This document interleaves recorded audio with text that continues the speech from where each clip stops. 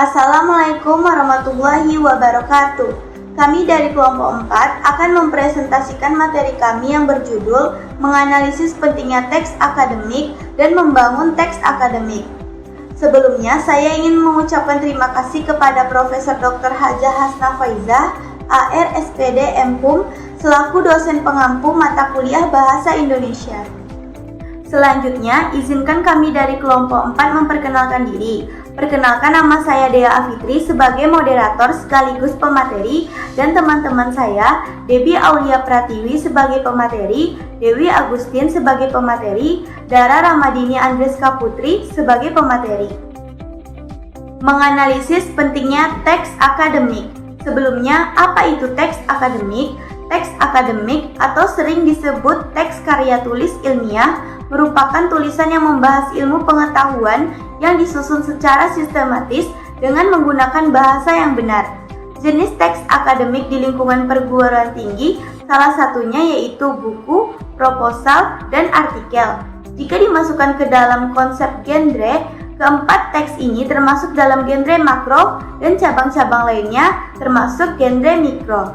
Cabang yang dimaksud di sini ialah subbab pembahasan dari tiap-tiap genre makro, contohnya seperti diskusi dan eksplanasi, yang merupakan genre mikro dari subbab pembahasan genre makro, yakni artikel ilmiah.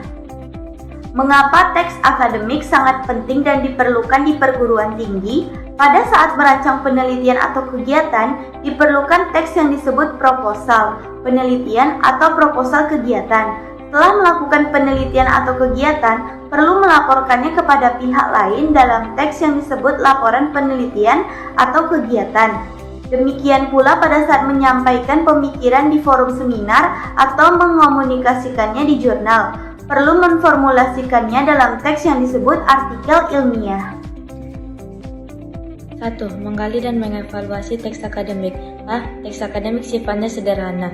Teks akademik sifatnya sederhana adalah tulisan yang menyampaikan informasi akademik dengan cara mudah dipahami dan tanpa mengorbankan kejelasan dan kedalaman detail dalam kalimat ini menjadi kompleks dan simpleks.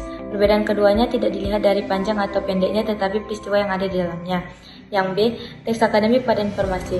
Teks akademik pada informasi maksudnya padat akan informasi dan padat akan kata-kata leksikal. Kepadatan informasi dapat dijelaskan dari dua sisi, yaitu informasi didapatkan melalui kalimat simpleks dan informasi didapatkan melalui nominalisasi. Yang C. Teks akademik padat kata leksikal. Teks akademik lebih banyak mengandung kata leksikal atau kata isi berupa nomina, verba, predikator, adjektiva, dan adverbial tertentu daripada kata struktural berupa konjungsi, kata sandang, preposisi, dan sebagainya. Yang D. Teks akademik banyak memanfaatkan nominalisasi. Dalam realisasi leksis pada teks akademik yang dicontohkan, nominalisasi digunakan untuk memadatkan informasi. Sebagai upaya nominalisasi ditempuh dengan mengubah leksis non-benda antara lain verba, adjektiva, adverbial, konjungsi menjadi leksis benda, yaitu nominal. Teks ini ditujukan untuk mengungkapkan pengetahuan dengan ringkasan dan padat. Yang E. Teks akademik banyak memanfaatkan metafora gramatika melalui ungkapan inkongruen.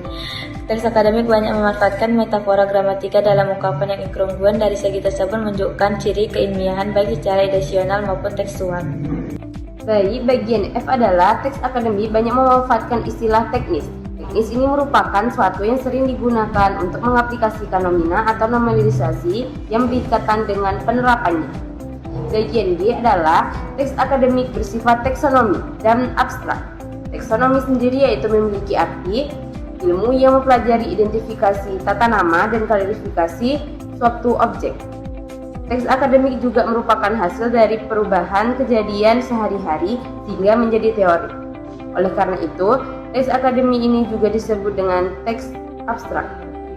Bagian H yaitu teks akademik banyak memanfaatkan proses rasional identifikasi dan proses rasional atribut.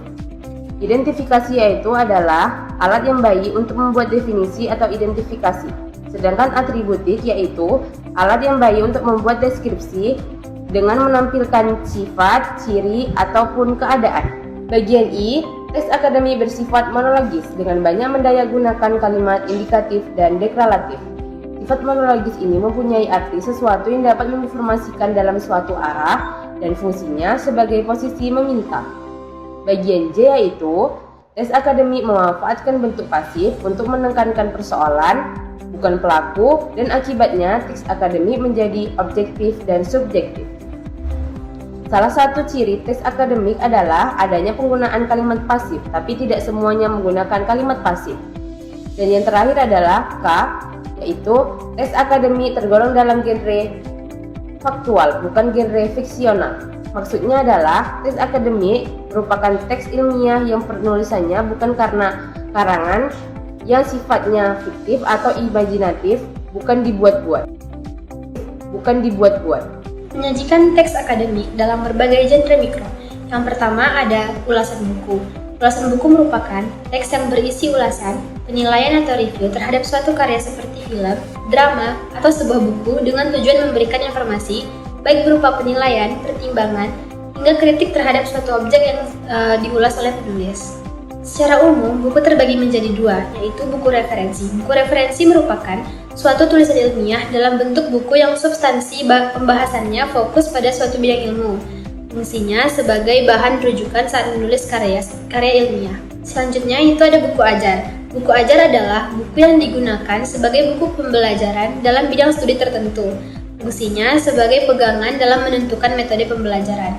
Yang kedua itu ada proposal. Proposal merupakan rencana kerja yang ditulis secara sistematis, terperinci, dan formal mengenai rancangan suatu kerja atau kegiatan.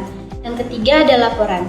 Laporan adalah bentuk penyampaian informasi yang berisi fakta mengenai suatu hal, baik secara lisan maupun tulisan. Laporan terbagi menjadi dua, yaitu laporan penelitian yang memiliki struktur yang lebih baku dan laporan kegiatan yang memiliki struktur yang lebih luas. Yang terakhir itu ada artikel ilmiah. Artikel ilmiah merupakan karya ilmu pengetahuan yang menyajikan fakta umum dan disusun secara baik sesuai dengan metodologi penulisan yang sudah diatur.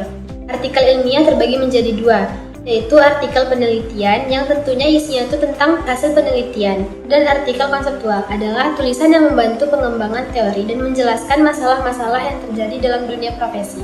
Sekian dari kelompok kami, yaitu kelompok 4. Mohon maaf apabila ada salah kata atau bahasa. Saya akhiri. Wassalamualaikum warahmatullahi wabarakatuh.